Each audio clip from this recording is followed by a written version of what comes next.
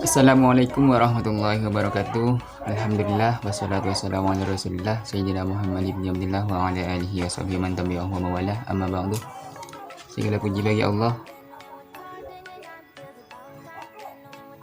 Segala puji bagi Allah yang telah memberikan saya kesehatan dan juga kesempatan sehingga saya bisa membuat video ini, yaitu video tanggapan tentang inflasi, tugas dari Bapak Abdul Badud.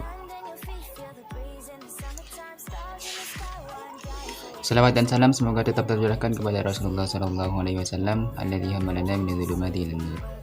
Baik, langsung ke materi. Inflasi adalah kecenderungan naiknya harga secara umum dan terus-menerus dalam waktu 1 tahun di suatu tempat. Berarti inflasi merupakan kenaikan suatu harga barang atau jasa selama periode waktu tertentu.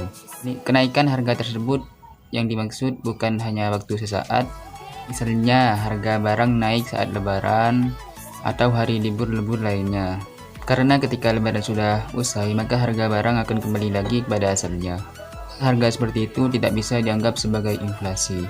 Inflasi juga berkaitan dengan kenaikan harga secara umum. Artinya kenaikan harga suatu jenis barang atau jasa tidak termasuk sebagai inflasi. Misalnya pada musim lebaran harga tiket pesawat naik. Macam-macam inflasi itu terbagi menjadi 3. Yang pertama itu berdasarkan sifatnya, yang kedua berdasarkan penyebabnya, dan yang ketiga berdasarkan asalnya. Yang berdasarkan sifatnya terbagi menjadi 3, yaitu inflasi merayap atau creeping inflation, inflasi menengah atau galloping inflation, inflasi tinggi atau hyperinflation.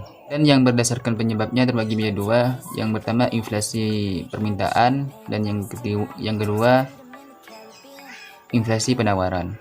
Dan yang berdasarkan asalnya terbagi menjadi 2. Yang pertama inflasi dalam negeri, dan yang kedua inflasi luar negeri. Sebab-sebab inflasi terbagi menjadi 3. Yang pertama inflasi permintaan, yang kedua inflasi penawaran, dan yang ketiga inflasi campuran. Dan pembagian inflasi dalam ekonomi Islam terbagi menjadi 2. Yang pertama natural inflation, dan yang kedua human error inflation. Natural inflation adalah terjadi karena penyebabnya alamiah yang diakibatkan oleh penurunan agregatif atau naiknya permintaan agregatif. Dan yang human error inflation disebabkan oleh korupsi atau administrasi yang buruk, atau pajak yang berlebihan, atau excessive tax. Dampak inflasi dalam perspektif ekonomi Islam yaitu menimbulkan gangguan terhadap fungsi uang, terutama terhadap fungsi tabungan, fungsi pembayaran di muka, dan fungsi unit perhitungan, dan melemahkan semangat masyarakat untuk menabung.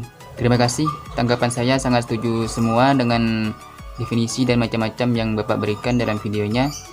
Jadi demikian dari saya. Apabila ada kesalahan saya mohon maaf yang sebesar-besarnya. Wassalamualaikum warahmatullahi wabarakatuh.